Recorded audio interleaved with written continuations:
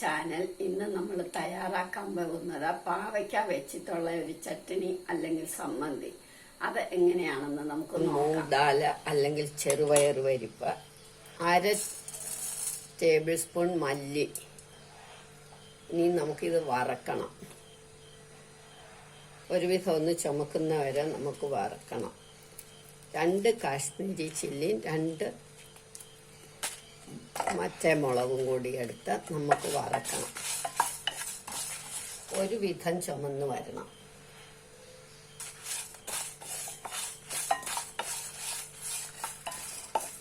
ചുമന്ന് ഇനി ഇത് നമുക്കിനി എടുക്കാം. ഒരു പാത്രത്തിലേക്ക് എടുക്കാം.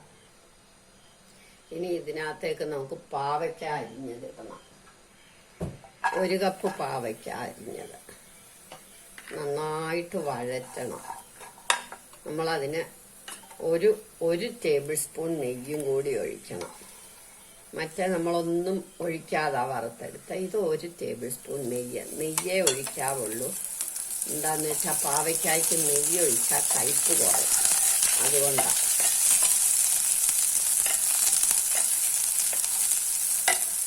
നമുക്ക് 1 തണ്ട് കറിവേപ്പിലയും കൂടി ഇടാം.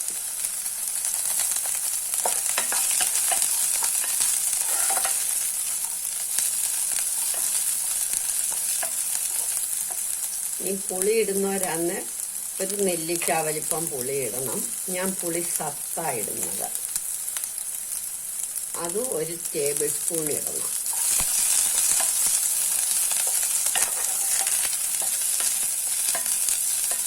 മഞ്ഞപ്പൊടി ഇടണ്ട, ഉപ്പിട്ടാൽ മതി. ഒരുവിധം നന്നായിട്ട് നോക്കണം. എന്നിട്ട് നമുക്ക് ഉപ്പിടാം.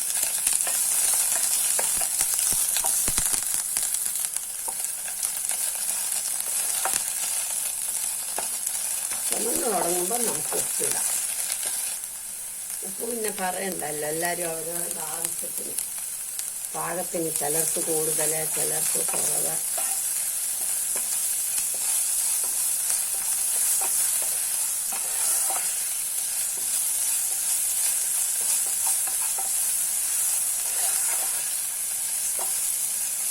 ചുമന്ന് തുടങ്ങി. അപ്പോൾ നമുക്കിനി ഇത് നിർത്തി തണുപ്പിട്ട് അരയ്ക്കാം. ഇത് നിർത്താം.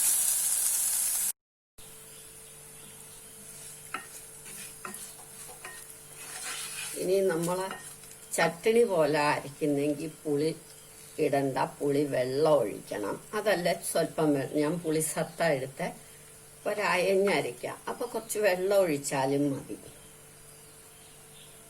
ഇനി നമുക്ക് ആദ്യം വറുത്ത് വെച്ചിരിക്കുന്ന മൂങ് ദാൽ അല്ലെങ്കിൽ ചെറുപയർ പരിപ്പും മല്ലി മുളകും കൂടെ ഒന്ന് പൊടിക്കാം. അത് കഴിഞ്ഞിട്ട് ഇത് അതിലോട്ടിട്ട ഇത് അരച്ചോണ്ട് വരാം. ഇത് പൊടിഞ്ഞല്ലോ. ഇനി നമുക്ക് ഇതുകൂടി ഇട്ട് അരയ്ക്കണം.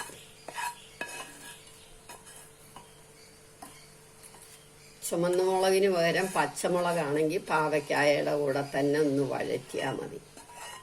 ഒന്ന് വഴലുവയാകാവൂ. ചുമന്ന് വരുക, മൂക്കരുത്, കരിയരുത്.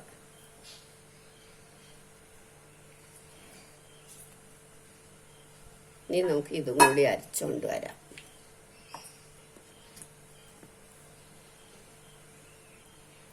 ഇപ്പം ഇത് അരഞ്ഞു. ഇങ്ങനെയാണ് നമുക്ക് 3-4 ദിവസം ഇനിയും കടുകൂടെ വറുത്ത് കഴിയുമ്പോൾ ഇരിക്കും. ഞാനിപ്പോൾ ഇന്നെടുക്കാനാണ്. ദോശയുടെ കൂടെ ആകുമ്പോൾ ഇവിടെ എല്ലാവർക്കും സ്വല്പം അയഞ്ഞിരിക്കണം. അതുകൊണ്ട് സ്വല്പം ചൂടുവെള്ളം ഒഴിച്ച് ഒന്നും കൂടി ഒന്ന് കറക്കും. ഒന്ന് കറക്കിയാൽ മതി. ഒരുപാട് അങ്ങോട്ട് അരയണ്ട. ഒന്ന് കറക്കണം. അരച്ച് കഴിഞ്ഞ് നമുക്കിനി ഇത് കടുക് വറക്കണം. കടുക് വറക്കാൻ നെയ്യും കടുകും കറിവേപ്പിലയും മാത്രം മതി. മുളകിടണ്ട.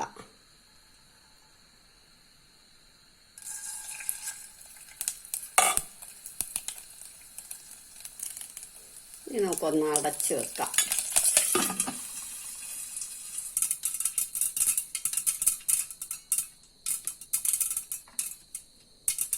കടുക് പൊട്ടിക്കഴിഞ്ഞ് ഇനി നമുക്ക് ഇത് അരച്ചത്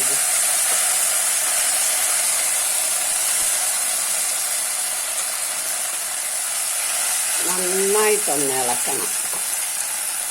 ആ എണ്ണ തെളിഞ്ഞ് വരുന്നവരെ. നന്നായിട്ടങ്ങ് ഇളക്കി ഇനി നമുക്ക് ഇത് എടുക്കാം. സ്റ്റവ് ഓഫാക്കി എടുക്കാം. നമ്മളുടെ പാവയ്ക്ക സമ്മന്തി അല്ലെങ്കിൽ ചട്നി റെഡിയായി. എല്ലാവരും ഇത് ട്രൈ ചെയ്ത് നോക്കണം. ഇഷ്ടമായെങ്കിൽ ലൈക്ക് ചെയ്യണം, സബ്സ്ക്രൈബ് ചെയ്യണം.